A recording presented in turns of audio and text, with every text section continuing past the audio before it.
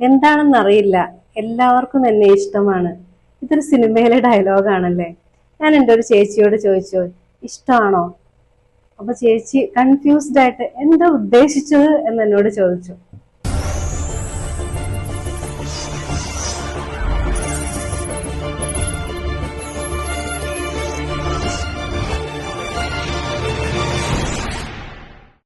നമസ്കാരം, ഞാൻ doctor Tracy Mol Mathai, consultant psychologist from Mind Beauty. Let our mind shine. Do you love yourself? നിങ്ങൾക്ക് നിങ്ങളെ തന്നെ ഇഷ്ടമാണോ എന്നാണ് ഉദ്ദേശിച്ചത്. ഇഷ്ടമാണോ നിങ്ങൾക്ക് നിങ്ങളെ തന്നെ? Do you love your self through thick and thin? നിങ്ങൾ ഏതൊരവസ്ഥയിലും ഏതൊരു കണ്ടീഷനും നിങ്ങളുടെ ബലഹീനതകളോടുകൂടി, നിങ്ങളുടെ പോരായ്മകളോടുകൂടി, നിങ്ങളുടെ വീക്ക്നെസ്സോടുകൂടി നിങ്ങൾക്ക് നിങ്ങളെ ഇഷ്ടമാണോ?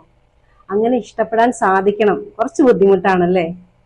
സാധിക്കണം എന്ന് പറയുന്നതിന്റെ കാരണം എന്താന്ന് വെച്ച് കഴിഞ്ഞാൽ, you are your bestie, I am my bestie. നമ്മളാണ് നമ്മുടെ ബെസ്റ്റ് ഫ്രണ്ട്. നമ്മുടെ ഫീലിങ്സും നമ്മുടെ ഇമോഷൻസും നമ്മുടെ മനസ്സും എല്ലാം അറിയുന്നത് നമുക്ക് മാത്രമാണ്, വേറൊരാൾക്ക് അറിയില്ലല്ലോ. അതുകൊണ്ടാണ് നമ്മൾ നമ്മുടെ ബെസ്റ്റ് ഫ്രണ്ട് ആകണം എന്ന് പറയുന്നത്.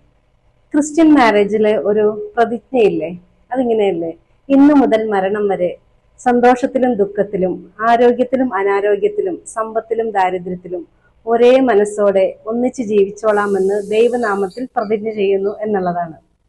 അത് വളരെ നല്ലൊരു പ്രതിജ്ഞയാണ്. പക്ഷെ എത്രമാത്രം ആൾക്കാർക്ക് അത് പ്രായോഗികമാക്കാൻ സാധിക്കുന്നു എന്നുള്ളതൊരു ചോദ്യമാണ്.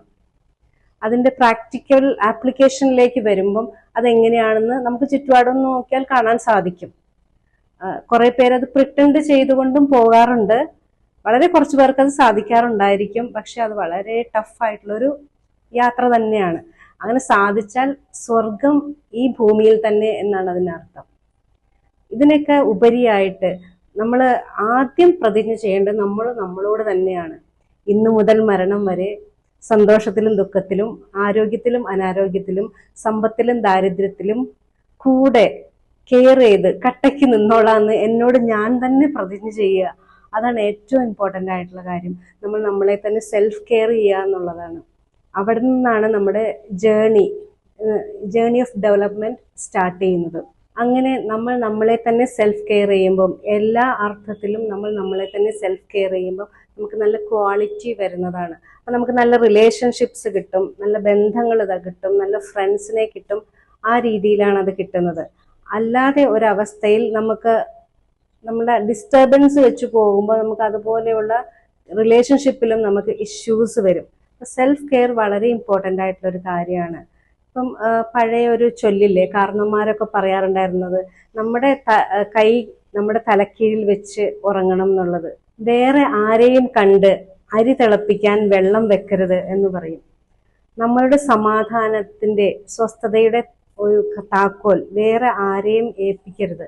മറ്റൊരാളിലാണ് ഈ കാര്യങ്ങൾ നമ്മൾ കാണുന്നത് എന്നുണ്ടെങ്കിൽ നമ്മുടെ മനസമാധാനം നഷ്ടമാകുന്നതിന്റെ തുടക്കം അവിടെ ആരംഭിക്കുകയാണ്.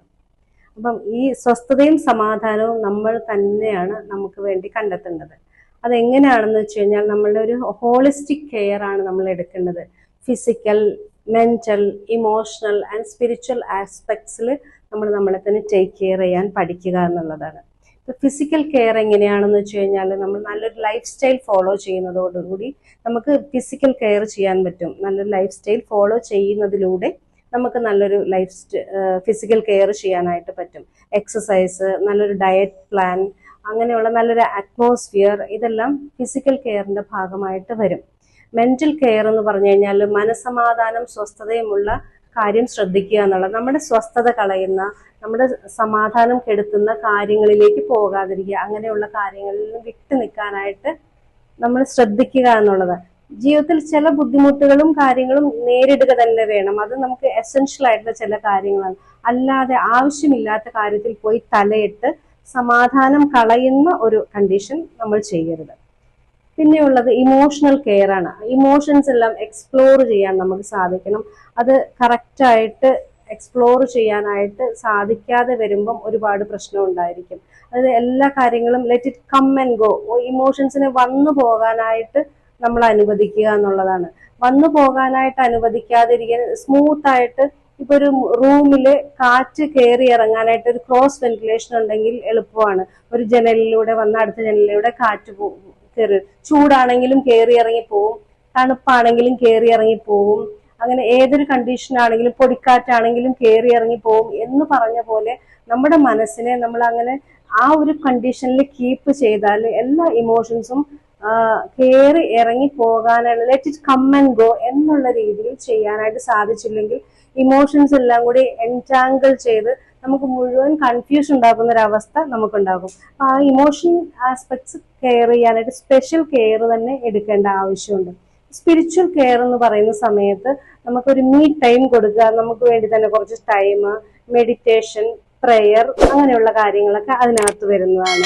ശരിക്കും അത് ചാൻഡിങ്, നമ്മുടെ സ്പിരിച്വൽ ആസ്പെക്ട്സ് കെയർ ചെയ്യാം.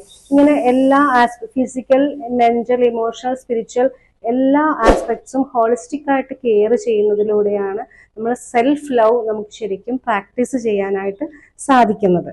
സന്തോഷത്തോടു കൂടി ജീവിക്കാൻ നമുക്ക് എല്ലാവർക്കും അവകാശമുണ്ട്. Because happiness is our birthright. ഇഷ്ടമാണോ ലെവൽ 2 ഇനി അടുത്ത എപ്പിസോഡിൽ.